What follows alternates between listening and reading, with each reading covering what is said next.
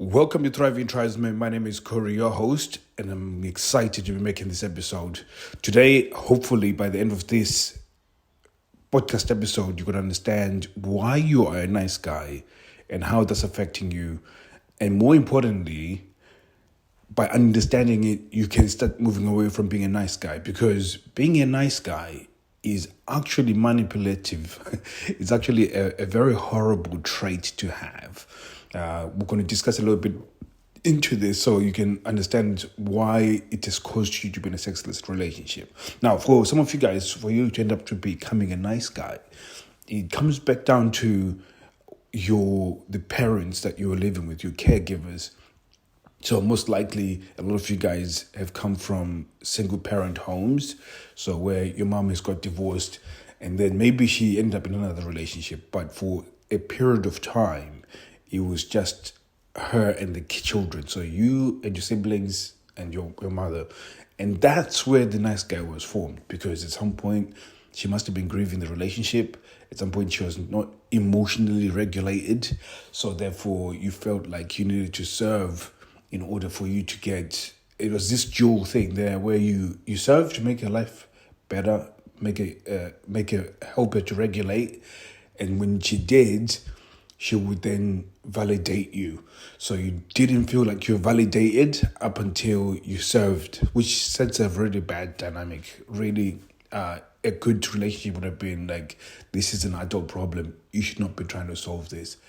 I would love you regardless of whatever you do. And that would have been a healthier way of doing it. But now, parents don't know. Like we're all making it up. We all fuck up. In fact, even you are fucking up in your own being a parent. So we all fuck up. So anyways, you get the guys that come from that sort of scenario, and then the other guys that you get within two-parent home. The mom was the leader of that relationship. So she was quite emotionally unregulated. She would shout a lot. She would be the one that controls everything, and everything was run based off of how she was feeling emotionally.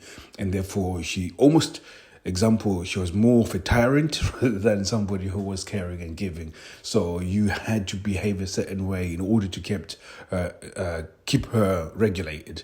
Again, that sets the tone of you being a nice guy, because now all of a sudden you always want to behave in a way that will make somebody feel good, and sometimes at the expense of your own needs. So you see this happening quite often in many relationships, not just sexless relationships, but in any relationship. That a lot of the issues that you start seeing is that the guy is trying to replicate how you felt loved from his mom, especially specifically. And generally it comes back down to this thing of trying to serve and trying to be a chameleon, where you are, and I call it a social chameleon. So you're always blending to what she wants in order for the interaction to go well. And that's what being a nice guy is. So you come across as non-confrontational, really don't make your own decisions. You only make decisions based on what other people want. So you don't really care about what you want to do. Now, you can see how this becomes very horrible within a relationship, because then it's against everything when it comes to taking ownership, being a leader, really being able to have a good sense of self-worth in a relationship. Because again, that's the other thing that you've been robbed of, a good sense of self-worth within that dynamic that you had with your mother, which is absolutely a crazy place to be for any guy. And a lot of guys fall under this trap.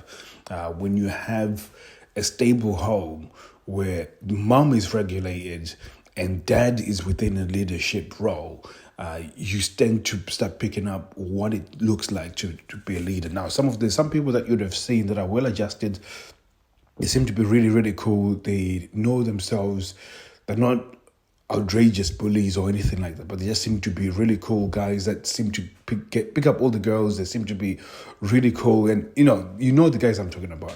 And you see that a lot of them, they'll come from a two-parent home where the dad was the leader.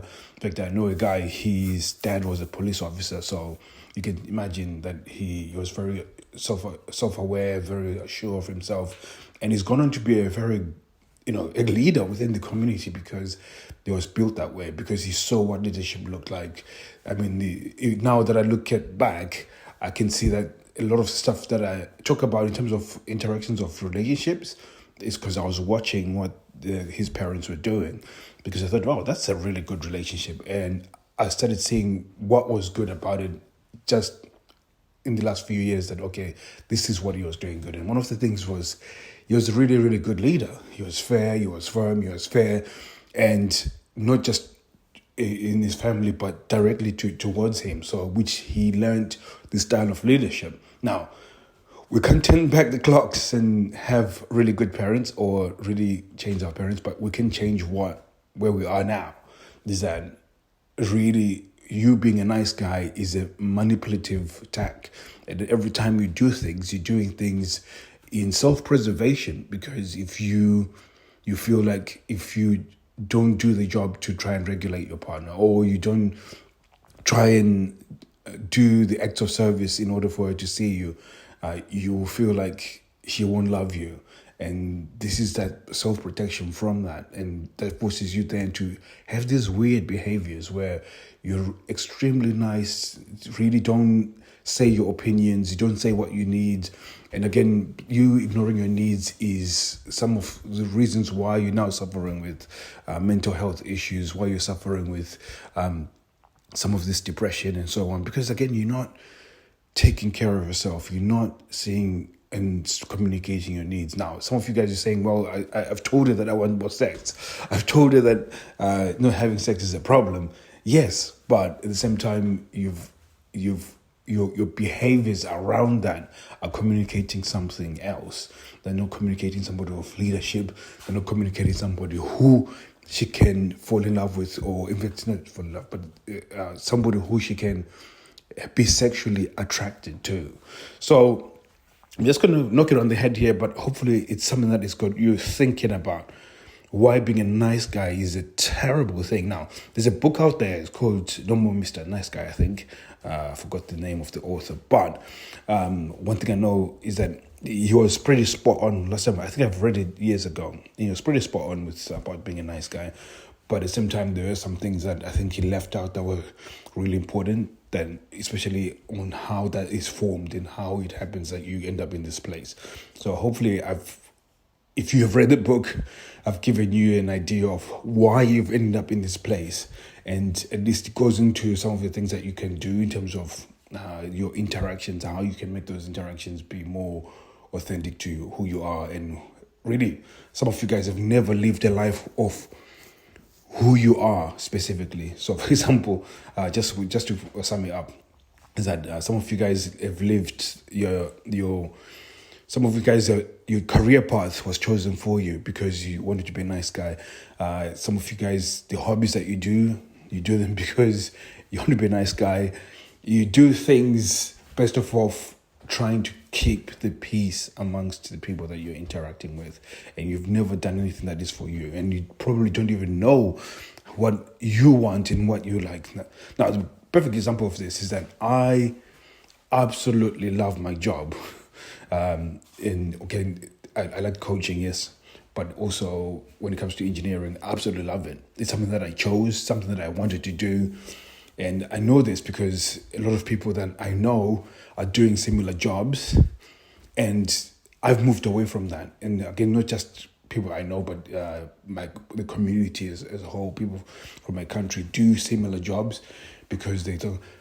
I'm one of those people that decided I want to do something different. I want to do what I want. And therefore, because I love what I do, even if I didn't get paid, I would still want to do that same job because I just love that job. Now, that has helped me to be very confident, very good at what I do, and in turn made me feel good about my life.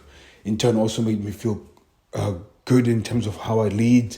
And it's really catapulted me into a place where I feel happy about life. And if anything, if I had to die today, I would feel like I fulfilled quite a lot of things, especially things that I want to fulfill, which is very important in anybody's life. So I just wanted to put that out there, not to boast, but to give you an example of what I'm talking about. That when you live your life for yourself, it has very good outcomes. But when you live your life where you're trying to make everybody else feel good and feel better, it's got a detrimental effect on you and how you live, and you find yourself in a place where you're sexless like now. So thank you very much, guys. I'll be seeing you guys soon. Take care.